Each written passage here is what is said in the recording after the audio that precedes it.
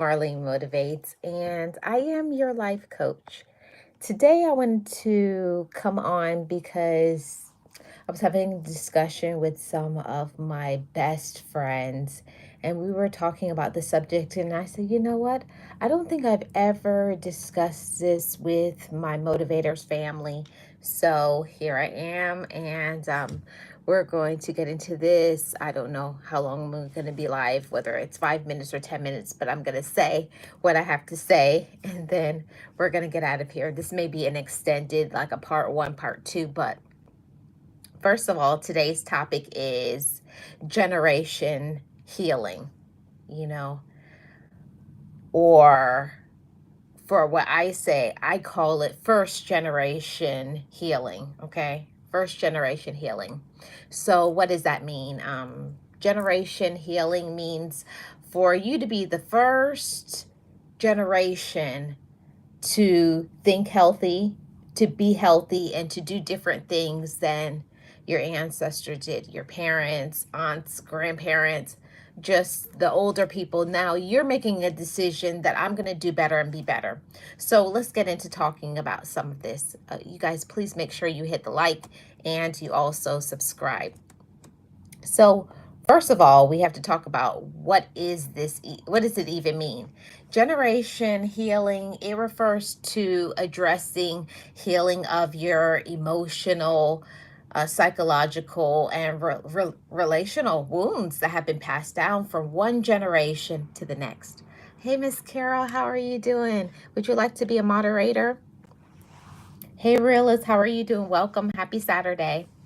And this is one of the things that I wanted to talk about because generational healing, if we don't check it and we don't fix it, and we just think, oh, it's, you would? Okay, awesome. Welcome to the Mod Squad, Miss Carol. I appreciate you. So, why generational healing is so important is if we don't do something about it, we are going to bring pain. Now you're going to scar another generation, whether it's your children, whether it's cousins. There's going to be disruption. There's going to be a lack of focus. There's going to be anger, resentment, jealousy, and separation, which is something that nobody should have. Now, I'm not talking about trying to put people together that are toxic. I'm not trying to do anything about that, okay? We have to be the ones to say, what I went through, what I dealt with was just very unhealthy. It was just something very toxic, okay? And we are the ones that have to do something, absolutely do something about it, okay? So, first of all, I want to say that to everybody who is here in the live stream, to all my motivators family, I think it's something that is very vital and important, okay? So let's start talking about this generational healing, the process of addressing and healing emotional, psychological, and relational wounds that have been passed down from one generation to the next, okay? Thank you so much, Realist. I appreciate it. So if you have ever felt this way in your life, have you ever felt like just say, this is not healthy, this is crazy, this is not how we should talk to one another or treat one another? And you may not have been able to do anything about it when you were younger, when you were a child, but now we are adults from the age of 18 and up. Now you're in a different bracket, a different category. We can't do anything about what happened to us, but we can heal the scars of ourselves, and also putting together, getting close with your siblings, cousins, so that it's not that separation, having conversations. That's the part of generational healing.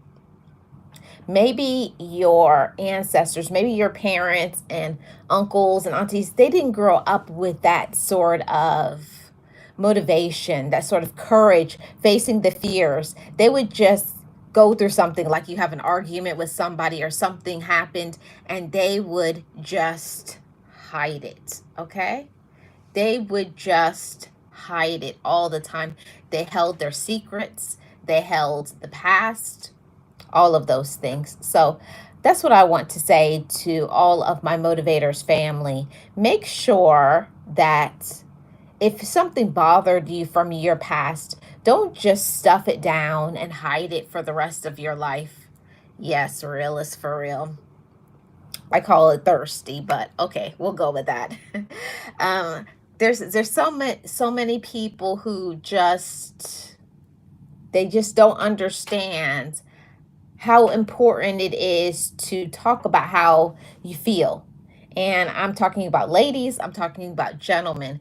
We all need to put in some work into ourselves, that if something made you feel down, it made you feel distraught, it made you feel sad, or it disrupted how you're able to function in this life. Because unfortunately, sometimes when it comes to how we were raised, they didn't have the understanding, they didn't have the wherewithal, they also came from pain. It's just like it keeps on going, trauma on top of trauma, because maybe your grandparents were traumatized, your parents got traumatized, and now you get traumatized.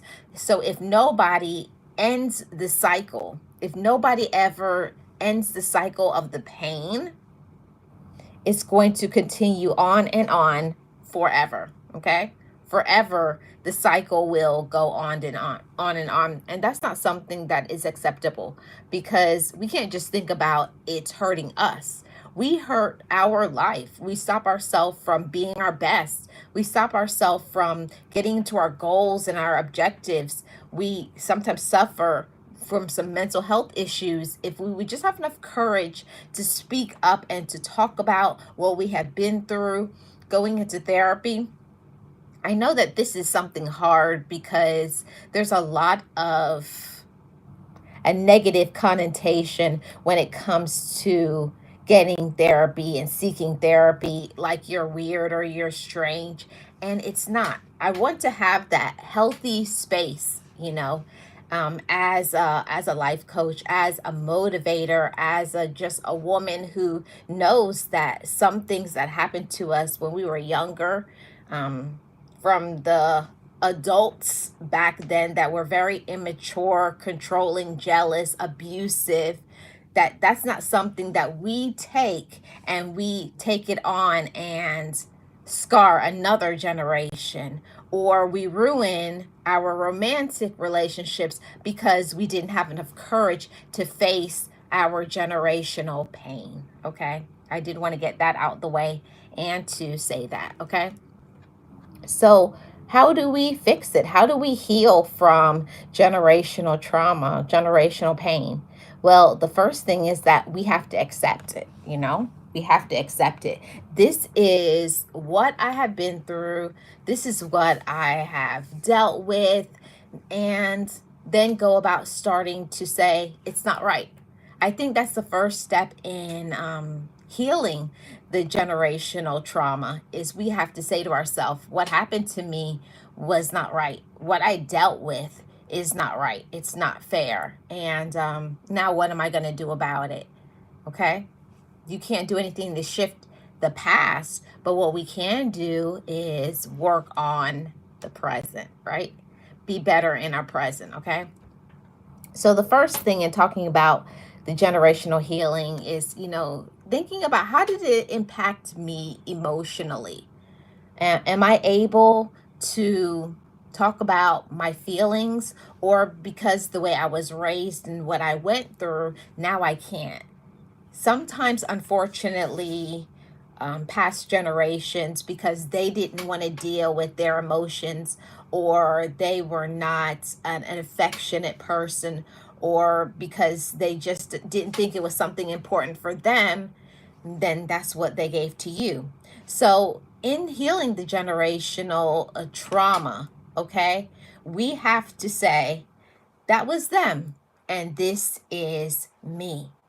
Don't think that whatever happened to you is right, because it's not.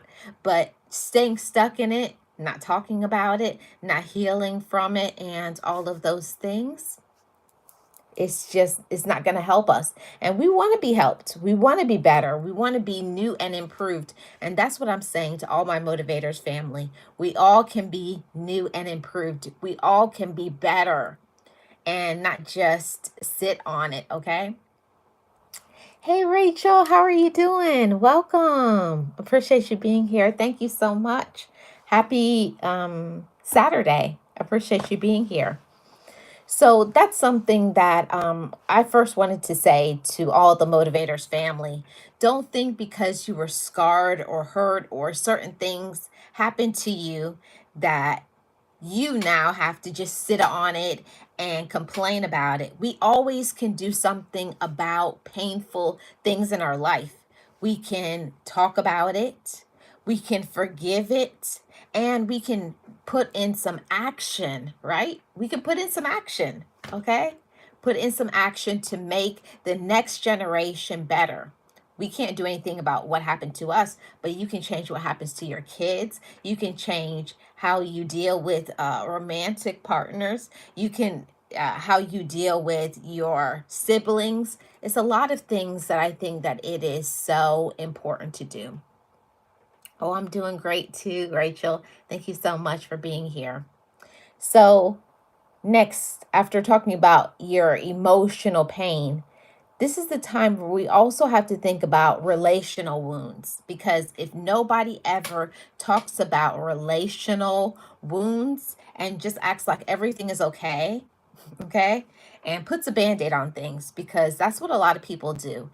When it comes to generational trauma, there's so much of this, right? Zipping your mouth, don't talk about it. There's a lot of things that is hidden, it's secretive, and that part adds more pain to it, because if you've seen, if you've heard, if you felt things and other people don't acknowledge that, yes, that's what happened, that causes more trauma to you as well.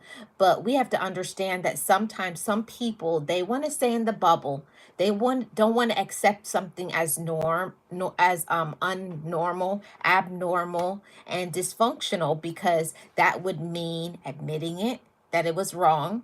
And also some people just don't want to believe it. They'd rather believe a beautiful made up story or lie instead of the reality. And the reality is that a lot of us were dealt with a lot of dysfunction, a lot of trauma, a lot of pain. But let's just not stay in that and say, I went through this generational pain and I'm just going to complain about it and do nothing my whole life.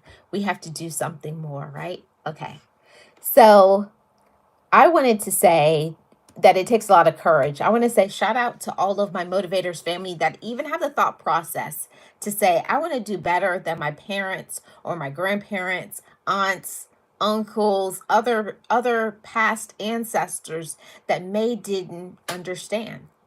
Maybe they thought that they had no other options, or they thought this is how you act as a woman. This is how you act as a mom or a dad, a auntie, a uncle, a brother, a sister, and it's not.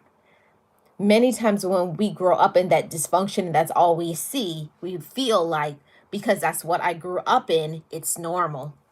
And no, it's not. It's not normal to be in dysfunction, okay? I wanted to say that to everybody. First, you have to acknowledge that it's not right. And you have to also understand that there are some people, some of our relatives, that they will never accept it, they will never acknowledge it, and they never want to make change. Right, Carol? Know better, do better, break those chains. And that's what I'm talking about. Breaking the generational curses. You have to burst through. And, there always has to be at least one person in every generation that says, I'm going to break these generational curses. I'm going to break these generational chains about what whoever did before me, because I want the ones that come after me to be happy, to feel loved, to feel valued, And maybe that's something that you didn't possess when you were growing up. See, breaking those chains, and it takes a lot of courage to do that. And I support you, I encourage you, and I tell you, keep on fighting. Keep on fighting because it's worth it, not only for your mental health, but also for generations to come. Somebody has to say it's not right to not have conversations with other people, to ignore them, to be disrespectful. There's something in talking about generational curses and breaking those chains is just because people in the past did things, it didn't mean it was good. It didn't mean it was right. It didn't mean it was healthy. It's just something that sometimes people do just because they think that's what my mom, that's what my auntie, that's what my grandma did, so it's okay. And it's not normal. Just because it was done to you, it doesn't make it right. Okay, if you guys could hit the like, I'd really appreciate it. Hit the like and share this out, because I feel like this is a very important message, even though I'm not going to be on for that much longer. It's still a great message. Okay, and let's start talking about first generational healing. Okay, I want to talk about first generational healing. Whew. I promised I wasn't gonna cry. I could feel the tears coming, but first generational healing is so important. Oh, thank you, Carol, I appreciate it. And it takes a lot of courage to be the first generational healer. Are you a first generational healer? Were you the person that said, we're going to hug it out? We're going to talk about things. We're not going to be disrespectful. We're not going to say, that's just how that person is, like many relatives do. No, we're not going to accept something as someone with poor behavior, poor attitude, and just think that it's okay. That's continuing a cycle of pain, a cycle of hurt, and that should never be acceptable to anybody. Yes, realist says it could end a lot of generational pain, ongoing, and so forth. Yes, I agree with that. And that's one of the reasons why I think that I'm wired the way I am. Don't get me wrong, I'm not saying every single thing about how I grew up and, you know, my family dynamic was all pain, it was all hurt, it was all trauma. No, there were some good moments in there, but also there was a lot of dysfunction. There was a lot of, children are seen and not heard. And I don't believe that. That's not good. Every person in a family is important. Every person's voice matters. Every single person's emotions, what they're dealing with, is important. And just because it may not be important to you, it doesn't mean it's important to them. So that's the part about breaking those cycles. And that's something that I had to learn as a woman. I had to learn when I'm going through something. I used to always, every time I would get confronted with something and get upset, my first thing was to shut down and to not talk about it, because it's easier to ignore the pain than to face it, because that's just what I grew up doing. But in breaking the generational pain, when I feel like that, sometimes I'm like, I don't want to talk right now. But I switched that from saying I don't want to talk right now into saying just give me a few minutes, because I need to mentally process this, because I don't want to be a person like how it used to be back in the day when people were mad. There's like, I don't care what I say. I don't care if that hurts your feelings. And that adds more trauma to an already very hostile environment. So that's something that I promised that I would never do to future generations moving forward. Everybody's voice is valid, even if you don't understand it, even if you don't agree with it, even if you don't like it. Respect is something that should be in every family unit. And when I say family, I mean family is not just the people who have the same blood running through your veins. It's the people that are in your environment that support one another. So, in my generation of love, I choose to, if I feel disrespected, if I feel I don't want to do something, or if I feel something wasn't handled the right way, I feel that we should, in a safe space, and I don't mean yelling, screaming, cussing, demeaning. No, I mean, okay, in about 30 minutes, I would appreciate if we could sit down and we could talk about something. And that's where coolly, calmly, you know, and that for me is already breaking a generational cycle of pain, because before it would just be like they were upset, you screamed, you cussed people out, you slammed doors, you know, you said things that maybe even later, if you apologize, once something is said, that scar is with you, you know. The saying sticks and stones, may, I completely blanked out. Sticks and stones may break my bones, but words may never hurt me. That's not true.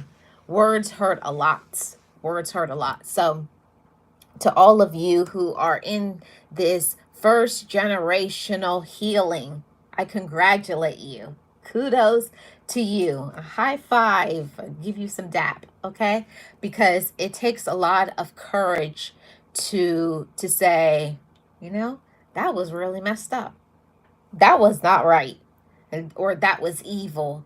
And how can I shift that from being in my bubble moving forward?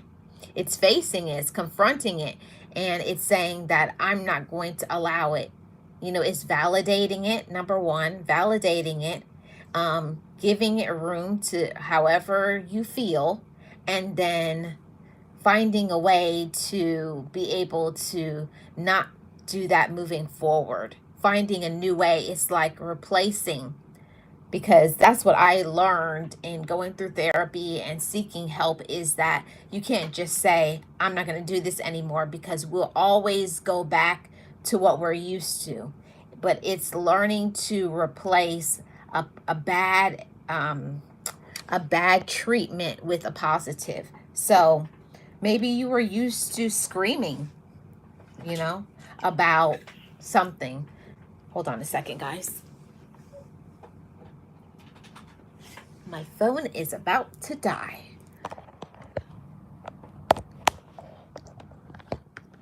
So instead of screaming about what you're going through, instead of being upset and being angry about X, Y, and Z, now this is the time where I've learned, because I'm doing generational healing, when I'm upset, I don't ignore it. I give myself a time limit, okay? I give myself 30 minutes to cool down, and then I think, okay, why does this upset me? Did a person cross a boundary? Was I tired? Was I hungry? Was I frustrated? Was there something that we didn't talk about before? That's getting underneath the pain, and that takes maturity. So that's another thing in talking about healing your generational pain and trauma, is acknowledging why you feel the way you feel. And that's an important part of, you know, not making that be a reoccurring cycle. If you don't find out what is the reason why this happens in my family, then you're going to continue it, okay? So let's get into some of the strategies, okay? Some of the tips, the tools that will help us to not repeat these cycles, okay?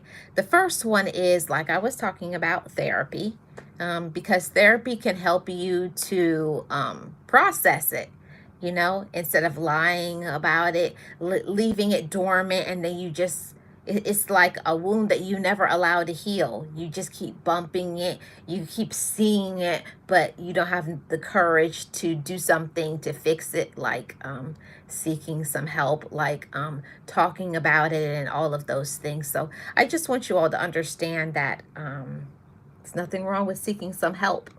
And I can say for myself, 100%, if it wasn't for therapy, I wouldn't be the person that I am. Therapy helped to give me tools in order to process my emotions, because even when you say you're okay, this is another thing with generational pain.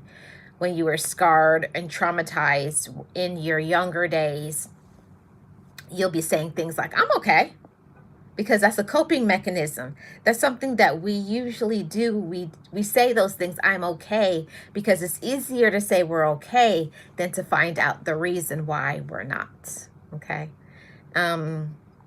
Developing healthy coping mechanisms, and also trying to understand why your parents, grandparents, and other people acted the way they acted. We may not know 100% because they may not be around anymore, or we may not understand it, but it's very important to stopping generational curses and generational pain and stuff, repeating that negativity. We need to find out why that happens. What is the breakdown that happens that causes this to happen in my family, generation after generation? Okay. This is another part that's important. Breaking the silence. Whew. Do you guys, like, I had to really take a deep breath for that one, because it's like breaking the silence. And it took me a lot of work on myself to be able to have enough courage to say, I'm not going to keep this inside anymore. I'm not going to keep crying about it. I'm not going to keep being angry about it. It's not that it stops it from being true, or it stops that it didn't happen, but when we talk about it, when we break the silence, when we say, I'm not going to hide this anymore. I'm not going to ignore it. And I'm not going to allow myself to feel like it was okay, because most of the time we ignored it. I don't know how many of you, just like me, when things happen, some major things, trauma, abuse, neglect, just being very toxic in how communication is served, whether the communication is toxic or just lack of communication, period. Those are the things that we need to understand. Why did it happen? And am I unknowingly doing the same thing? Because it affects every part of you. It affects all your other relationships, your business, your friendships, whether you're in a romantic relationship or not, is affected by whether you have faced your childhood trauma, okay? Whether you have faced those generational curses. And if nobody ever has the courage to break the silence and to say, this is what happened to me, and I'm not ashamed or embarrassed anymore. When you get that sort of courage, I feel that you take all of that load off your back, the load off your heart, the sadness. You feel unburdened. You feel like, I don't have to walk around with blinders, with sunglasses on. I don't have to feel embarrassed, because this is my personal truth. This is our family's personal truth. This is what really happened. And until somebody says that this is what happened to us and it was not okay, and I'm so sorry that that happened, for me, that brought about a lot of healing in my heart, my mind, my spirit, and my soul, holding that in and nobody ever saying, that wasn't right. That should not have ever happened to you. And even though the first person that said that to me was a therapist, I would have much rather it happened with my relatives. And unfortunately, sometimes because of their toxic nature, because they may have mental illness, or they may not no longer be around, we can't get 100% closure, but we can do some things in order to make us not be stuck and controlled, and for them to have that power over us. When we break the silence, we get our power back. And it's such a good feeling. I don't know anybody who has got their power back. If, yeah, it's just a really awful thing when things happen to us as kids, happen to us as preteens or early adults, and like, they don't care. Those individuals didn't care, or it was hidden, or it was lied about, or it was, and just just the more years that pass is the angrier you get. So we do have to face it, motivators family, and not ignore it. Okay. So break the silence. Discuss your past trauma in a healthy environment, in a controlled environment.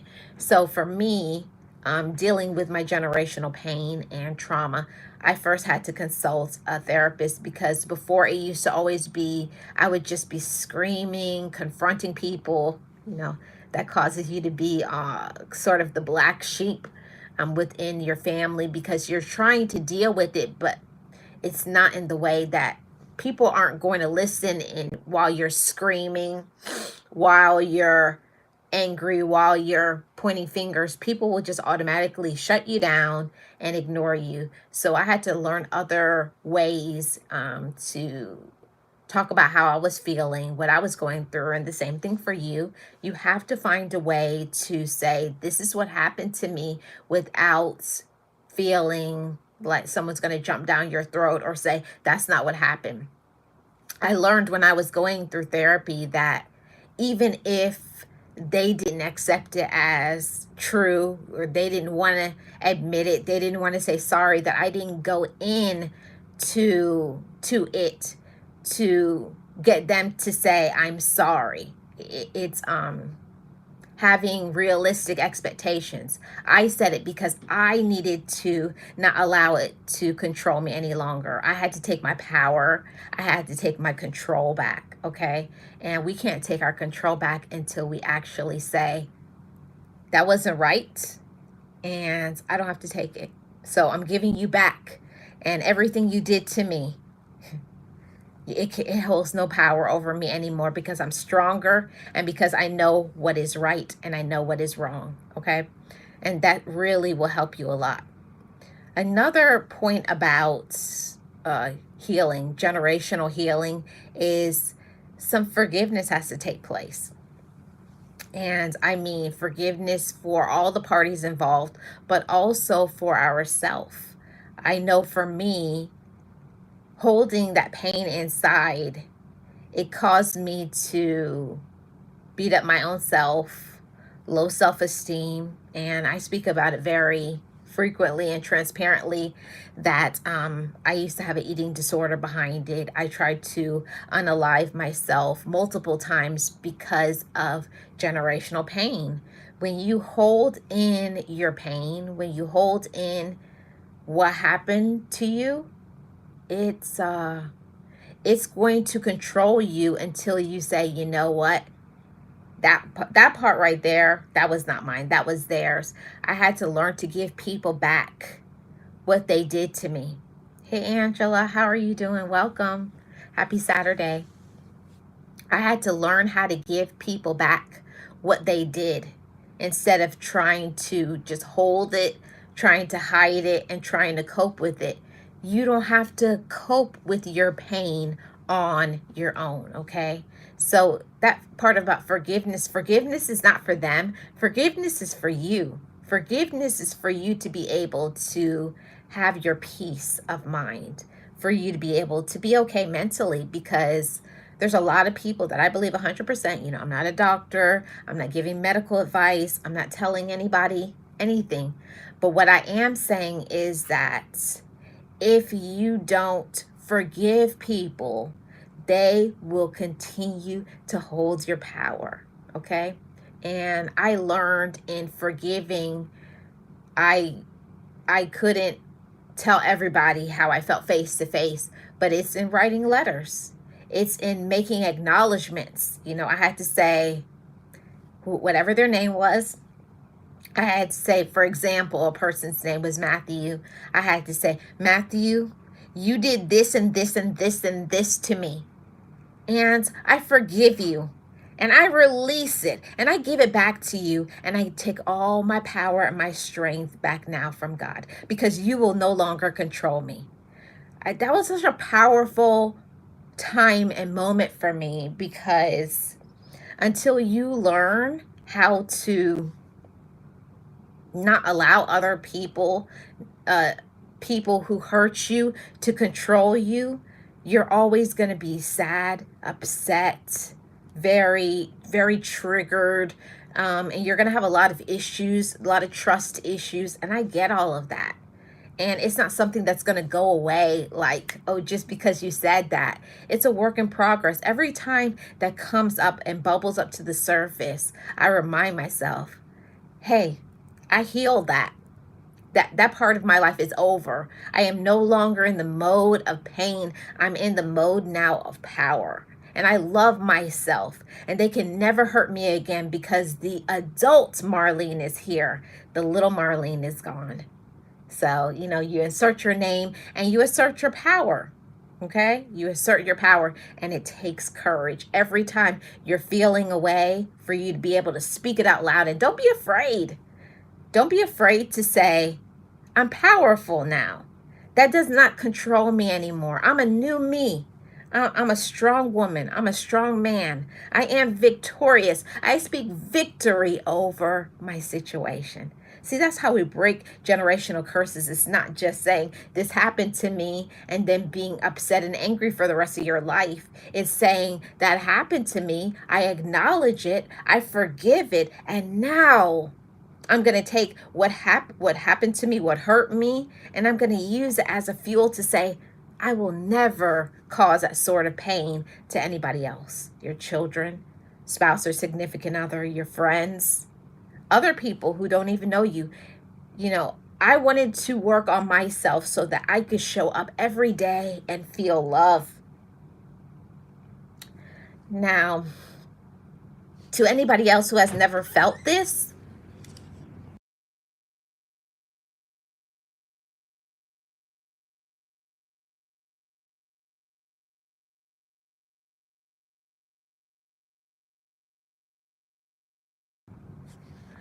and to anybody who has never felt this sort of pain, anybody who has never felt this sort of disruption, dysfunction, sadness, mental disruption, and just anger, just can't understand it. There's certain things that other people just can't understand until they go through. But one thing that we can do is take our life back. And I know for sure that I didn't have the life that I wanted to live because all I had was anger. Oh, what my ancestors did to me and how they treated me, and why didn't they support me, and why didn't they love me, and why didn't they hug me, and why did this, and why did they allow it, and why didn't they encourage me? Instead of saying all those things, you have to find some healthy tools, and that's what forgiveness does for me, and I hope that's what forgiveness can do for you. You take that and you internalize it. I can't make anybody love me, but I can learn to love me. See, that self-love, that self-reflection, and that positivity, boy, it is so strong. It can break every chain. When I say every chain, I mean every chain. The chains of fear, the chains of doubt, the chains of zero self-esteem, the fear of trying again, the fear of being in a romantic relationship, the fear of not wanting to be like your mother or your father, uncle, auntie, grandparent, whoever it was that brought you pain. Whew. Because if we don't do that, we are going to scar another generation. And for me, that was not optional. And I think every family unit has to at least have one person that says, what happened to me was not right. It was not right, and I'm not going to take it. So you go about, even if your own relatives will not elevate, they will not accept, they don't want to move forward, then you just keep the family that you have made. You make sure that it's peaceful. Make sure you work on your own mental health. You forgive and you heal so that you don't have the sort of dysfunction like you grew up in. See, that's breaking a generational curse, okay? And I'm going to say, I'm going to choose to be happy. I'm going to choose to be joyful. I'm going to choose to love me. I'm going to choose to get up and fight and I'm not going to complain and never make any changes. Hey James, how are you doing? Welcome. Happy Saturday. Appreciate you being here. Yes, thank you so much, Angela. Yes, everybody, please hit the like button. Thank you so much. So, this is another thing that is important when we talk about breaking generational curses, and that's reparenting. I don't know if you guys know about reparenting, but you can reparent yourself by if there's something that maybe your parents didn't give you. Now it's something that you can give yourself, you know, because there's certain things that I used to see, you know, like not taking breaks, not taking vacation, not talking about how you feel, not showing affection and compassion and love and understanding to others, you know, learning to not be selfish, not be judgmental of other people, just being open, you know, and that's something that I could never have before. I said I'm gonna break generational pain, break generational curses, and I'm gonna bring a healing into the next generation. And we can only do that when we say the change starts with me. Okay, do that for yourself, do that for the family that you have right here and right now. Okay, so another one that is important is for us to understand your culture, okay? And how can this help in breaking generational curses? It's because there's a lot of things that maybe you were raised up in, and that's your culture, and this is what we do. You have to make a new norm for yourself, for your relatives. Make a new set of whatever is acceptable. Like I had to start writing down some new house rules, okay? So maybe you grew up not communicating. Maybe you make that as a house rule now. We communicate even when it's hard, okay? That's a house rule. We communicate when it's hard. When someone cries, we support them. We hug them. We respect others' boundaries, okay? We are understanding and we support one another. Just those things alone, you're already breaking so many. You're breaking down walls, you're breaking down pain, you're opening up a space where it's safe, where it's constructive, that it's not angry and mean and disrespectful. That's how you break generational curses. And that's how you heal and be a better you for right now and for many generations to come. I'm doing awesome, James. Thank you so much for asking. So, this is the point that I really want to talk about when we talk about generational trauma, generational pain. These are some of the strategies that I think that is so important, and one of the things that really helped me, and that's self-care. I know that it sounds like so silly to maybe some people, but self care can really help you to break generational curses and bring about generational healing. It's setting new norms because most of the time, what we saw, well, I know what I saw, children were seen and not heard. Your parents, one or both, or whoever was your, parents, they just worked and worked and worked. It was like hard work ethic, like you worked. And of course, I'm never going to dismiss a hard work ethic, but there has to be boundaries to that. That while, yes, you work, but also you spend time, you spend quality time with the people who are important. You say no, you don't have to work 24/7. You deserve to rest and relax. So it's giving yourself new norms because I'm definitely a hustler. I'm definitely a person that I work hard, on multiple things because that's just how I am because I didn't want to be like past generations, okay? I wanted to have that hard work ethic and to not wait for somebody to give me anything because I was like, no, I'm going to get that for myself because I don't need to have anybody to be successful and to be taken care of. And don't get me wrong, I'm not saying that It's nothing wrong with somebody helping you and supporting you. But what I'm saying is when people stay in toxic relationships, and there's DV situations, there's SA, there's, you know, um, the assaults. There's so much unhealthy things. There's screaming. There's verbally attacking. There's just not a very comfortable space. And I want to say that to everybody. If you feel unsafe in your home, if you feel that you need some support in living and coping with your day to day, because it's real for a lot of people. And I know that not everybody's going to come out and say, this happened to me and I was never supported, I was never loved or encouraged or whatever. And back in the day, it was one of those things that you were like, you had to be like an iron fist. Like, you were raised with an iron fist, and they called it discipline. But, you know, there's a lot of things that you should never have scars. If you have a physical scar and they call that discipline, that's very toxic.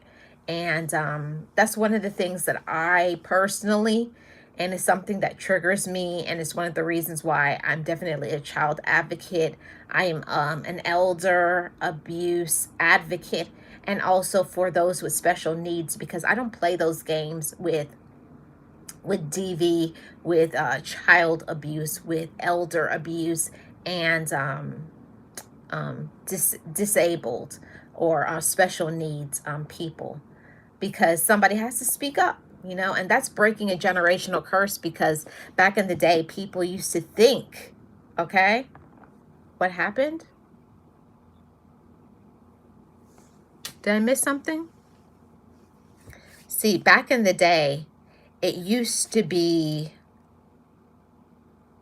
if you were a child, any adult could scream, could beat, could berate, and that's just not going to work with me. I can't speak for everybody, but I think that that is very traumatizing. It's very traumatic. It's irritating, and it causes a person to grow up with zero self-esteem and to pick whoever, when they get to be of age and they're looking for a romantic partner, they're going to try to fill that void and try to find somebody that would be like what they were missing. They're looking for somebody to fill the void instead of healing and fixing that void. So much people, they go and choose somebody like, you know, like a mommy or like a daddy or like a brother or like a sister because of what happened to them, instead of working through your issues and not finding somebody to replace it, but admitting, this is what happened to me, and healing that wound. So when you move forward, I'm going to choose all relationships moving forward that's healthy, that I feel protected, feel supported, loved, and encouraged. And it's not an environment with screaming. It's not an environment with putting their hands on one another, with feeling isolated and alone.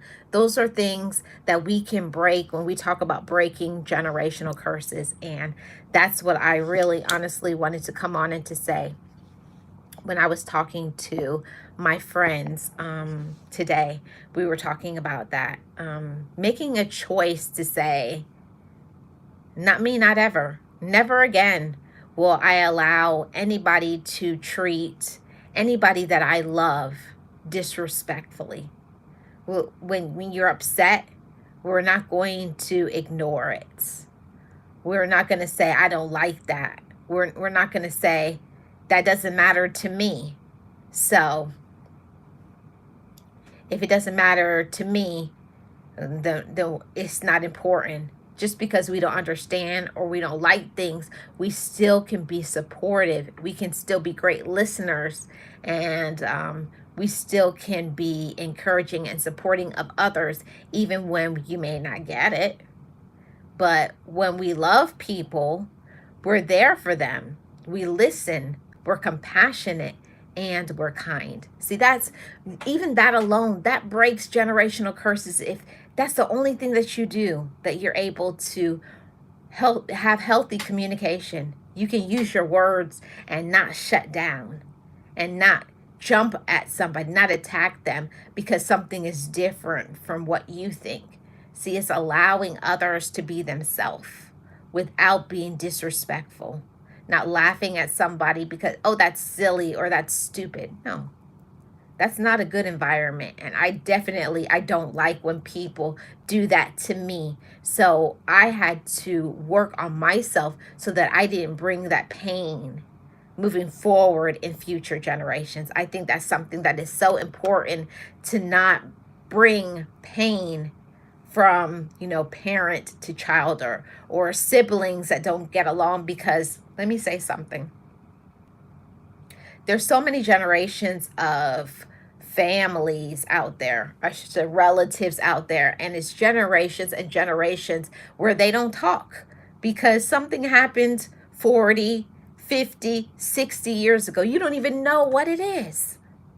But they didn't talk because your cousin and your auntie had some issue. There was some bad thing that happened. And then now cousins are separated. Now siblings are separated. Now you don't even know who your uncle was because during that time a word was said, and now the family doesn't deal with him anymore. So it's all of those things. When we talk about breaking generational curses, it's stopping this because something happened with your parent or your cousin or this person or the grandparent or whoever. Now the next generation isn't going to deal with it because the your aunt told her kids, don't talk to this person. So one of the things that I had to learn in breaking generational curses is for me to not tell the next generation, my nieces, nephews, cousins, if you have your children, to not tell them about what happened, to make them find out for themselves, come to their own conclusion. Don't say they're a bad person, you know what they did to me. Don't put ideas in the next generation of children.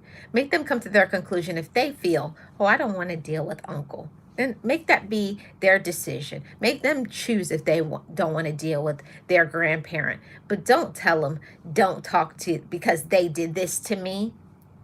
That brings a rift. And it's just not good for generations, for cousins and siblings and grandparents to not have relationships because of issues between one or more people. We have to be more mature, motivators family. We have to be more mature than to just say this happened, and because we had a falling out, now my children can't deal with your children.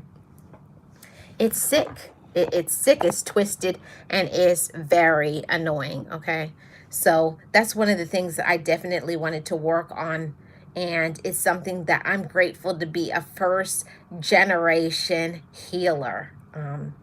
For, I can say probably about 3 generations back, cousins never knew each other because of something that happened with my great grandparents.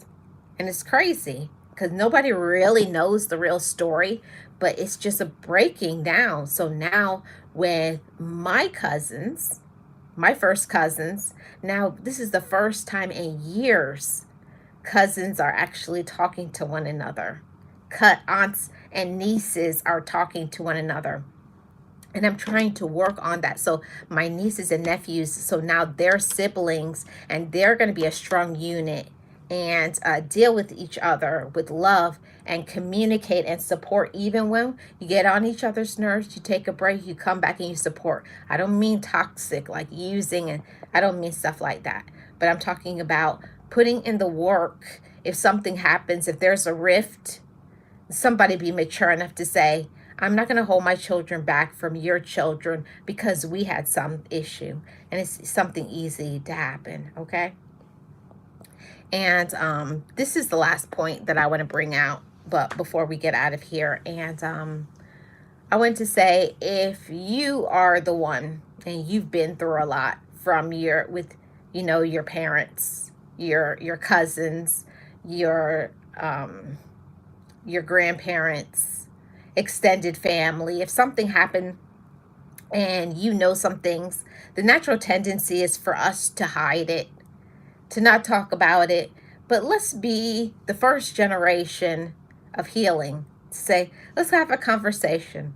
Let's hang out. And even I had to have the conversation with siblings and cousins, my first cousins, and to say, all of that stuff that happened between my parents, your parents, let's squash that. Let's heal that and move forward, okay? Because that has nothing to do with us. We're the next generation, and we're going to be healthy. We're going to love each other. We're going to communicate, and we're going to support one another, okay? Yeah, there's always going to be something like, they're going to get on each other's nerves. You're going to irk each other. You're going to have to take a step back from one another. But don't let it be where you have 30, 40, 50 years where people are not talking. That's not good, because it does not teach your children and nieces and nephews and cousins about the importance of coming together, supporting each other, depending on one another. Because I always liked what my father used to say. At the end of the day, when I'm not here, all you're going to have is your siblings. And when he used to say that, I didn't get it, because, of course, me and my siblings used to be fighting. And now that my father is no longer here, my parents are no longer here, one of my brothers is no longer here, my aunt is no longer here. When it starts to narrow in, as people start, moving on and transitioning, you have less and less people. So you're supposed to be getting closer and closer to one another. But somebody has to be the one to say, it starts with me. Even simple things like, I remember when I was the end part of my therapy, and I said to one of my sisters, I love you just because you exist. Thank you for being my sister. And that's it. Squash it. Squash the whatever tiffs, whatever annoyance, because it's about today. You don't want to live with regret. And what about all the years, all the experiences, all the memories? Are you going to let all of those things go down the toilet because of an issue? Somebody has to be mature and grow up and to say, enough is enough. Let's stop this anger, this resentment. And let's have conversations about some things that happened, like abuse, maybe having a family meeting. That's something that really helped to bring closeness and unity. And that's something that I didn't have growing up, but it's something that I enacted with my siblings. We have monthly sibling meetings, and we talk about whatever is going on. What's going on with you? How is your health? Whatever's going on in your relationship. How can we help and support one another? What do you need? And etc., etc. Having those things shows maturity. It shows healing. It shows love. Somebody has to do it. And unfortunately, sometimes it has to be one strong person within the family unit that says, let's get together. Let's go out to eat. Let's cook dinner together. Let's do something that never happened before. Let's start saying, I love you, because I do. And don't be ashamed or afraid to say, I love you, because I'm a guy, because I'm a girl, because we didn't hear it, because it makes me feel weird or strange. I always say you don't want to live with regret. You don't know if that's the last time you may see your brother or sister or your cousin, grandparent, whoever. I always said I never wanted to live with regret and to say, I forgave, I healed, I'm doing better, we're supportive, and we're a family. So, yeah, that's the conversation for today. That's what I wanted to get off my chest, is the conversation that I hope that some of my motivators family will have the courage to say, I'm going to speak up, okay? I'm going to speak up for me. I'm going to speak up for future generations. There's going to be a healing. There's going to be forgiveness. There's going to be admitting There's going to be open conversations and positivity and not disunity. We got to end the disunity, and it has to take somebody like you or somebody like me. You can do it, Motivators family. You can do it. Thank you guys so much for tuning in. I appreciate your support. Shout out to all of my amazing moderators, James and Angela. Realist One, Serious, newest newest moderator, Carol. And also shout out to all of my amazing channel members. You know, we're going to do a members only live. I think I set it up for Tuesday or Wednesday. I'm not sure, but I'm going to put it on the community tab. So I'll see what time is best for you guys. So I hope that this message is something that will support you, give you something to think about. If there's somebody you're holding anger or resentment against, now is your time. Don't live with regret to say, I forgive you. I love you. Let's move forward. Let's have a conversation. Let's do a FaceTime. And let's just get this out in the air so that we don't just keep walking on eggshells around each other. Okay?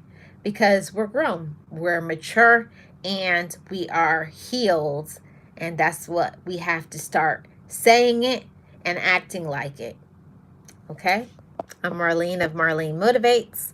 I appreciate every single one of you. Keep your head up, be positive, love on yourself so that you can love others. You know what I say over here? Just know it, just breathe it, and be it, and live your best life. I'll see you guys on the next one. Make sure you hit the like, subscribe, share this out with a friend, because I hope that this message will help and heal one, if not many, many generations of brokenness, because we want unity and not disunity. I'm Marlene Motivates. I am your life coach. Bye-bye, guys.